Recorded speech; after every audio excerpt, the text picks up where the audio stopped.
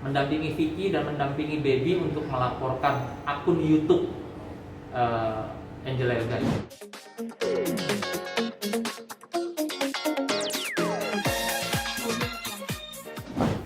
Ya, saya alhamdulillah bersyukur bahwa akhirnya penangguhan penahanannya ya dikabulkan, dan saya juga ingin mengucapkan terima kasih kepada para majelis hakim yang betul-betul memberikan kebijaksanaannya terkait dengan perkara ini. Karena kemarin saya juga kebetulan saya kuasa hukum dari Vicky dalam kasus yang berbeda, namun kaitannya sama dengan mantan istrinya. Itu saya melihat kalau peristiwa seperti apa yang dialami Vicky saat ini, ya, dan ini bisa berjalan proses hukumnya tanpa ada pertimbangan yang matang, ini akan menjadi presiden buruk, gitu. Dari mana Vicky adalah sosok contoh seorang kepala keluarga yang mempertahankan harga diri martabat rumah tangganya, yang dengan dugaan-dugaan yang sudah dilaporkan oleh Vicky kemarin. Jadi ya saya mengapresiasi semua para pihak yang berhasil merealisasikan penangguhan penahanan daripada Vicky saat ini. Abang sendiri juga kan yang megang bantu Vicky dalam kasusnya. Yakin gak sih Bang Vicky bakal lolos dari jerat hukum? Gini, kalau bicara hukum tentunya tidak ada yang bisa memutuskan sebelum adanya putusan. Tapi kalau jadi hukum itu kan ada banyak pertimbangan dari aspek sosiologi, aspek logika, aspek hukum itu sendiri, sehingga inilah fakta-fakta persidangan akan berbicara gitu. Dan saya yakin bahwa majelis hakim juga sangat profesional melihat fakta-fakta persidangan itu seperti apa sih, ya, saksinya seperti apa, ya, lalu tuntutannya seperti apa, terdakwanya bagaimana gitu.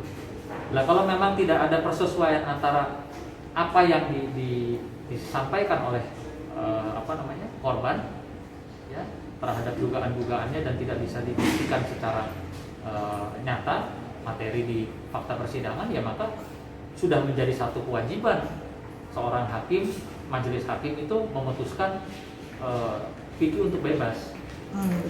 Bang, upaya hukum selanjutnya apa nih Bang? Yang Vicky sudah bebas. Upaya hukumnya untuk menyerang Angel sendiri juga Bang? Jadi sifatnya kemarin saya itu mendampingi Vicky untuk melaporkan, mendampingi Vicky dan mendampingi Baby untuk melaporkan akun YouTube Angel Elga itu bukan untuk balas dendam, tapi lebih kepada untuk berbagi apa yang Vicky rasakan kemarin, mungkin tidak enak di dalam tahanan, ya intinya Vicky pengen berbagi itu juga gitu.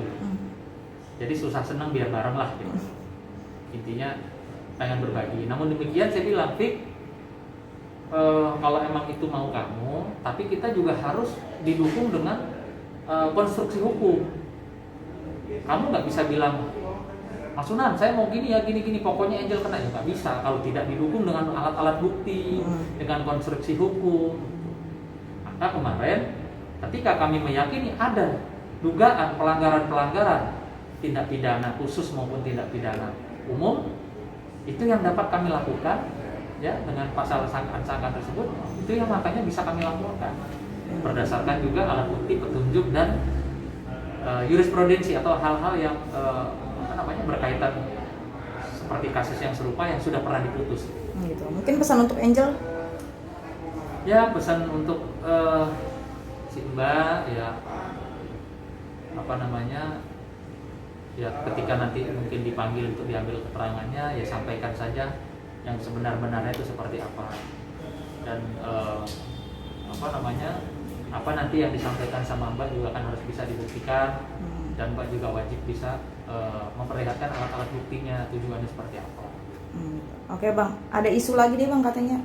Benar nggak sih Vicky bebas kemarin karena di endorse? Di endorse gimana maksudnya? Nggak tahu, ada isunya katanya Bang, karena kan saya lolos langsung kerja gitu Bang. Ya, jadi gini, namanya peristiwa hukumnya, apalagi sudah masuk ke proses persidangan, tentunya itu semua saya yakin dengan itikat baik sama-sama ingin menjunjung tinggi keadilan, ya, para majelis hakim, para jaksa, para penasihat hukum itu tentunya sepakat menjaga, ya, rambu-rambu tersebut, sehingga kalau memang katanya ada endorse, ada sponsor apapun, ketika memang tidak, ya, fakta persidangannya tidak dimungkinkan atau tidak bisa, bahasa gamblangnya, diajukan penangguhan penahanan, tentu tidak akan. Jadi saya sangat meyakini bahwa ini semua ada pertimbangan yang sangat-sangat luar biasa matang. Karena untuk kasus seperti ini, apalagi diliput oleh media, tentunya tidak sembarangan orang bisa mengambil satu keputusan sikap. Sama seperti kayak pada saat saya menangani Atta Halilintar dengan gugatannya Naga Suara pada saat itu kan juga ini betul-betul ya kita fakta persidangan gitu. Tidak bicara notabene yang lain-lain, tidak, sama lah. Saya meyakini untuk kasusnya Vicky yang sekarang ini, kebijakannya itu diambil oleh para majelis hakim tentunya berdasarkan fakta-fakta dan pertimbangan perkara yang sedang berjalan di persidangan. Alhamdulillah kemarin dokter Profesor Darto menyatakan tidak ada hal yang mengkhawatirkan, ya. Artinya memang itu biasa dialami oleh para atlet-atlet yang hobi bela diri atau lari atau olahraga-olahraga yang mungkin kayak seperti futsal, sepak bola. Jadi ya alhamdulillah bersyukur bahwa nggak ada satu hal yang menakutkan gitu di peristiwa kemarin. Gitu. Sempat dirawat atau bagaimana sih, Bang? Nggak ada dirawat. Jadi memang ada tindakannya, ya, tapi berobat jalan semua. Gitu. Alhamdulillah. Berarti ke rumah sakit waktu itu sampai Salma nangis-nangis katanya? Dia pengen pulang tadinya. Ayah kenapa katanya? Kok sampai harus MRI, harus ambil tindakan? Ya dia worry aja lah. Dipikir saya kenapa? Enggak, saya bilang. Saya juga tadinya kan nggak tahu kenapa ya, tapi pas begitu udah dapat penjelasan dari ahlinya, dari Profesor Darto, ya alhamdulillah nggak ada hal-hal yang mengerikan. Bahkan sakit saya ini saya sempat ngobrol sama teman-teman saya dulu, teman-teman kecil, teman main, ya. Salah satunya Zekli dia kan juga sama saya hobinya olahraga bela diri, lalu dia pemain film action kan.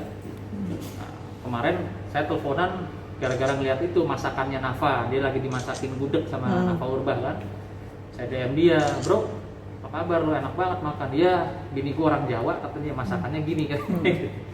Gua lagi nonton film lu nih gini cerita gimana, ada yang lo rasa-rasa nggak? Gua nih gara-gara kemarin, saya bilang sama Zek, gua nih gara-gara kemarin latihan tendang, otot gua robek, saraf gua agak sedikit kejepit. Wah, itu mah biasa bro, katanya. Gua juga udah ngalamin kayak gitu. Jadi akhirnya kita ngobrol, sharing. Jadi sharing lah gitu, harus gimana, ngapain, terus pengobatannya gimana gitu. Berarti kata profesor tersebut yang abang alami itu apa namanya, Bang? Ototnya robek, ada yang robek. Ada yang robek. Terus lalu nanti kayak kemarin tindakannya adalah PRP. PRP itu diambil darah dari tubuh kita, lalu diproses sedemikian rupa sehingga menjadi diambil sel darah putihnya kalau nggak salah. Nah itu disuntikan kembali sel darah putihnya itu untuk mempercepat proses penyembuhan jaringan otot-otot itu. Ini bisa sembuh dengan alami, kalaupun dijaga tanpa diobati, tapi akan lama prosesnya, memakan waktu berbulan-bulan gitu. Gitu. Berarti penyebabnya bisa dibilang mungkin karena terlalu diforsir olahraga abang atau bagaimana? Ya aktivitas. Ya seperti kayak itulah pasien-pasiennya beliau tuh banyak kan atlet-atlet juga. Gitu. Berarti sudah berapa lama ya, Bang, kalau sampai efeknya kayak sekarang gini? Ya cukup lama ya, cukup lama. Cuman mungkin pada saat itu sampai menyebabkan susah jalan, gitu, terus rasanya ngilu, sakit, terus ya luar biasa lah, nggak enak. Gitu. Berarti awal ketahuannya abang udah mulai ngerasain kayak gini tuh dari kapan, Bang? Awal-awalnya gimana? Ada, kalau nggak salah tahun lalu juga pernah. Tahun lalu pernah ya, sampai saya juga harus sholatnya harus duduk apa gitu loh. Tapi ya itu tadi proses waktu yang tahun lalu kejadiannya sama. Saya waktu itu habis dari Bali, ada sedikit melakukan gerakan-gerakan tinju, main kaki kanan kiri. Nah, waktu itu saya tidak ke dokter ahlinya maksudnya. Akhirnya sembuh, tapi recovery-nya lama sekali. Nah kalau kali ini saya bilang waduh masa ia menunggu lama lagi, akhirnya saya ke ahlinya gitu. Gitu. Salma sendiri tahu, dikabarin, lihat di sosial media sendiri atau orang tua nggak? Info juga dari istri, dari mamanya Salma. Ya terus dia bilang, ayo kenapa? Terus aku pulang deh katanya. Ya saya bilang nggak usah pulang lagi PSBB kan. Insya Allah doain aja nggak ada apa-apa, nggak ada masalah. Gitu. Sekarang Salma stay di Bali atau bagaimana? Enggak stay di Bali. Baru berapa ya? Ada seminggu 2 minggu lah di sana. Gitu. Kan sering banget di Bali nih bang.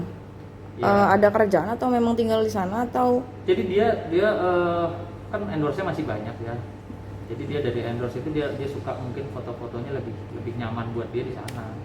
Gitu ya, sekalian kan kalau di sana bisa kumpul sama teman-temannya gitu. Abang sendiri jadi kekhawatiran gak sih, karena kan Salma pernah kabur, terus takut salah apa anak itu kan, pergaulannya bagaimana di Bali sementara jauh dari pandangan abang, bagaimana? Jadi gini, kalau secara manusiawinya sebagai orang tua itu siapapun pasti punya rasa khawatir.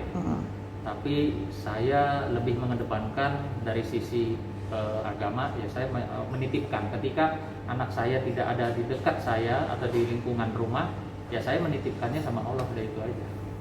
Gitu, sehingga tidak menjadikan saya harus was-was terlalu overprotective. Tapi alhamdulillah di sana juga kan orang-orang saya banyak, dan tanpa sepengetahuan dia pun juga orang-orang saya di Bali monitor. Dia tahu kalau dia diikuti, dia tahu. Tapi ya sudah, saya paling dapat laporan tuh per hari, Pak anaknya tadi kesana kesini ketemu ini sama temennya si A si B, tinggalnya di sini. Oh ya sudah. Tuh. Jadi tetap ada pengawasan ada. Gitu. Sekarang posesif ini diem-diem berarti ya Bang? Iya, yang penting dia tahu bahwa ayahnya tetaplah ngejagain walaupun nggak deket gitu. Tinggal sama siapa sih Bang di Bali? Iya. Sama teman-temannya. Ada sama temannya siapa sih, Dira gitu ya, ada sama teman-teman. Khawatir juga nggak sih Bang, karena teman-temannya di Bali, kita tahu kehidupan Bali seperti apa. Udah gitu banyak juga yang komen katanya gaya pacarannya Salma tuh bebas sekali. Abang sebagai orang tua bagaimana? Kalau itu saya sebagai orang tua selalu memonitoring, menasehati, ya, menegur apabila memang ada hal-hal yang tidak pantas. Namun demikian, saya sebagai orang tua hanya sebatas itu yang bisa saya lakukan. Saya nggak mungkin memberikan hukuman atau hal-hal yang keras lah. Karena buat saya dia juga jujur saja, Salma itu bukan seperti anak seusia umurnya dia. Dia mempunyai wawasan juga bisa dikatakan jauh lebih dewasa dari umurnya. Sehingga buat saya dia tahulah mana yang terbaik buat dirinya dan bisa menjaga dirinya.